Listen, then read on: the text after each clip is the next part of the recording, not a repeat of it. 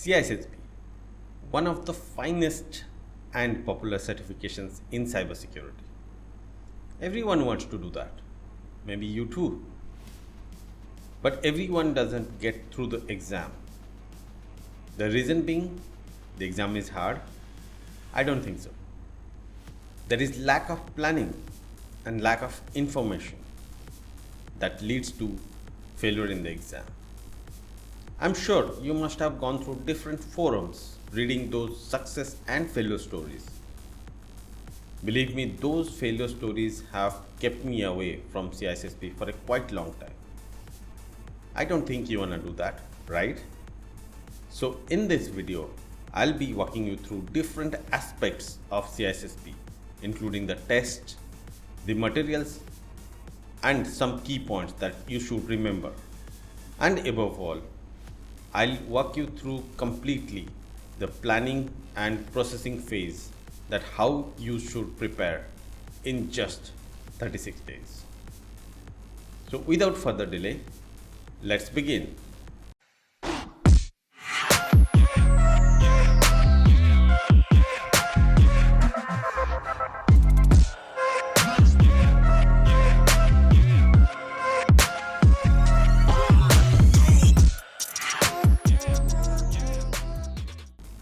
Let's talk about the big day first.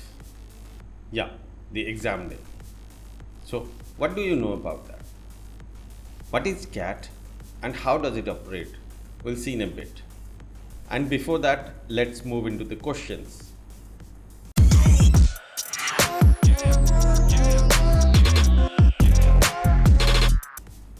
When I did my CISSP in 2019, there were 100 minimum questions and 150 was the maximum one. But since 2022, they have increased the number of questions. The minimum is now 125, which goes up to 175. But don't worry, they have not increased any of the operational questions. That means you still have to attain the operational questions starting from 75 to 125. They have increased the non-operational questions, or we call that survey questions, which was previously 25. Now you have to attend 50 questions, whether you are attending the minimum number of operational questions or the maximum. With the increase of the number of questions, they have increased the time as well from 3 hours to 4 hours. So you have all 240 minutes to attempt 175 questions. You can do better and complete your test much before the given timeline. But that needs accuracy and speed. So accuracy means you have to score above 95%, and speed, you have to fast enough. Let's take an example. If there is a question that what does A stand for in CIA triad, and if you take 4 minutes to answer that, that means you are too slow, because that's a simple question and you have to fast to answer that question. That's how AI engine calibrates and decides whether you are successful in your attempt or not. Then the passing score. The passing score is 700 out of 1000, but it is not the 70%, because you have to perform in each and every domain. Now you have fair knowledge about questions, time, and passing scores. Then let's move into the demo that I have prepared to show how CAT engine operates and calculates your score. Welcome to the demo. So this is not official. This is something which is depicted from my understanding that how CAT engine works. So in front of you, if you see, the y-axis represent the different type of questions. Means there are different severity levels like low, medium to high. And the x-axis represents the number of questions you are going to attempt. So the questions start with very low level, and if you answer right, it goes up to the next level. And if you answer right again, it goes up to next level. But if you answer wrong, it comes down to the lower level. Then again same. So this is how your type of question changes with your right and wrong answers. So there are three different scenarios how CAT engine calibrates and calculates your score. First scenario, that with the minimum number of questions you will attain above 95% and pass the exam. So that would be with 75 operational questions and 50 non-operational questions, you will reach the passing score with more than 95% of the accuracy. The second scenario is with the same number of questions, if the CAT engine feels that you are nowhere near the accuracy level, then it will stop the exam and the result would be not successful. Now comes to the third scenario. In third scenario, after attempting 125 questions, if you somehow end up in between somewhere, that the CAT engine feels that with additional number of questions you can pass or you can score above 95% to reach the 700 mark, then it will provide you the more question which is less than equal to 50. Why less than equal to? Because you can pass with additional one question, maybe 5 questions, maybe 10 questions, or maybe you take all 50 questions. So that's the type 1 in scenario 3. The type 2, that you will have to attend the 50 questions all, but you still don't achieve the 700 mark or above 95% accuracy, then it will be the unsuccessful again. So that's how the CAT engine calibrates and calculates the score with your right and wrong answers. So these are the results. On the left side is the report card or the printout you get if you are not successful, and the right side if you are successful. So if you are successful, you don't really get much of the information which domain you passed, which domain you are not. But if you fail, you can see there are different labels are available here: below proficiency level, near proficiency level, and in some cases there is above proficiency level. And this will be helpful when you prepare for the reattempt or reappear for the exam. I hope you don't have to do that. I very much hope that you can clear on the first attempt. So the right side would be yours. I think you got a fair idea on the test. So now let's move into the material.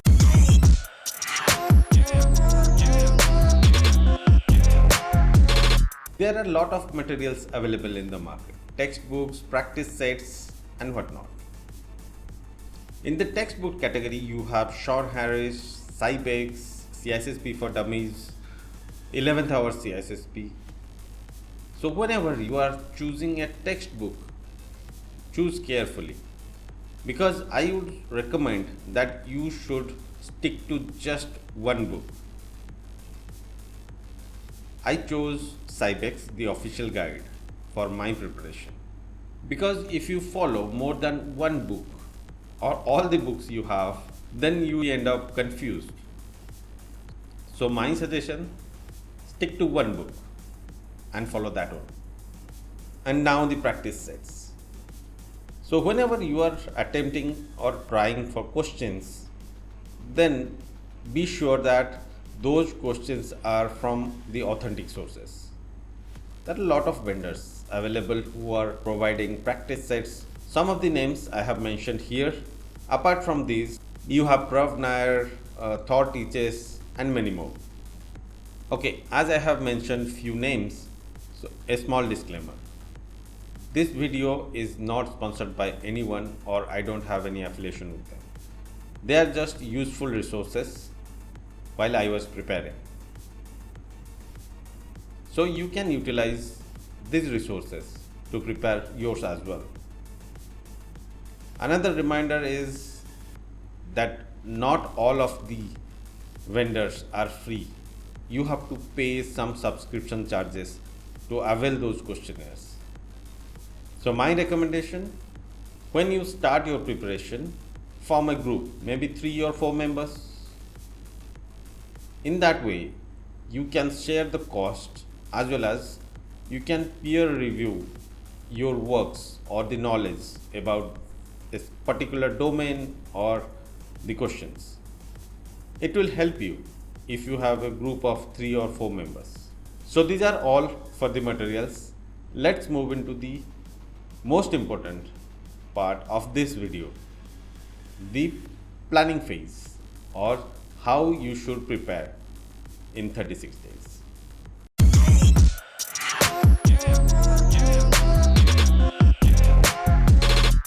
So it's a 5 weeks plan or 5-step plan. So I'll go through week by week or step by step. Week 1, you will complete the textbook. Complete the textbook as in you have to read through, not deep diving in it. You have to just read through every page and every chapter in the textbook. And while you are reading through the chapters, keep a notebook handy. In case you encounter any bold or italic phrases, just note it down in your notebook. That's it. The first week should be very simple. You have to just go through that book and note down the bold and italic phrases. Now, the second week. So in the second week, you have a notebook full of phrases. So now is the time to deep dive. You will deep dive to the concepts, to the applicability, and some history, if time allows, of those phrases, so that you have a fair understanding what exactly that phrase is and how it is applicable in the real world. So that's the second week. Now, week number 3. By the end of week number 2, you have just completed 30% of the preparation. Yeah, don't expect much. It's just 30%. So now the real preparation starts from the third week. You will start preparing or attempting the questions, but in a different manner. This is called the analysis phase.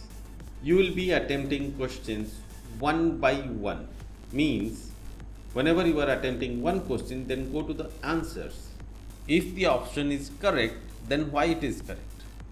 And if the option is wrong, then why it is wrong. You must emphasize on the wrong ones, because in that way you may find new concepts to go through. So third week is emphasize on wrong ones and focus on the right ones. So that's the third week, analysis week. Then move into the fourth week. In the fourth week, you will be preparing questions as a set, means the complete practice sets. Once you complete that practice set, go to the answers again, find out what exact concept you need to revisit. Means you have already studied that, but you need to revisit again to understand better. And what are the new concepts you are finding out from the complete practice sets. So fourth week is called as revision. You will be revising your concepts which you have already studied and go through or deep dive on the new concepts you will find in the answer section. Then the fifth week or the final week. In this week, you have to do all the questions as much as you can. In those 3 weeks, I have completed almost 12,000 questions. So you can divide the questions, like in third week, you will cover 1,000 to 2,000 questions. In fourth week, you will cover 2,000 to 5,000 questions. And the rest, you will cover in the fifth week, whatever questions are there. So in this week, we'll practice 2 things. One is questions, obviously, and practice to sit, because you have to sit for 4 hours in the Prometric Center with those click sound. It's difficult to be seated for that long time in a prometric center. So you will be practicing that as well. So 5th week, practice questions and to sit for 4 hours. So after 5 weeks, we have 1 day left. Means I have said 36 days. So 1 day left, which is the day before the exam. So what should you do? Read more? No. You will not do anything at all. The 36th day would be absolutely nothing. Without tiring your body and mind, relax yourself. In other words, free your mind. So that's the 36th day. Another important thing in those 5 weeks is your entertainment, because you are rigorously practicing for 5 weeks, reading, attempting questions, so your brain tends to freeze. So you need some form of entertainment to relax your brain. So I would recommend prepare some episodes of TV series or movies, whatever you like. I binged almost 100 episodes of a detective series in those 5 weeks. So you can do something like that. I'm not talking about only videos. You can paint, you can do anything else, but something visual which goes through your eyes to reach the brain. In that way, your brain is relaxed much faster and much easily. So prepare something that you can watch or do during that 5 weeks for your entertainment. So before I wrap up, few key points.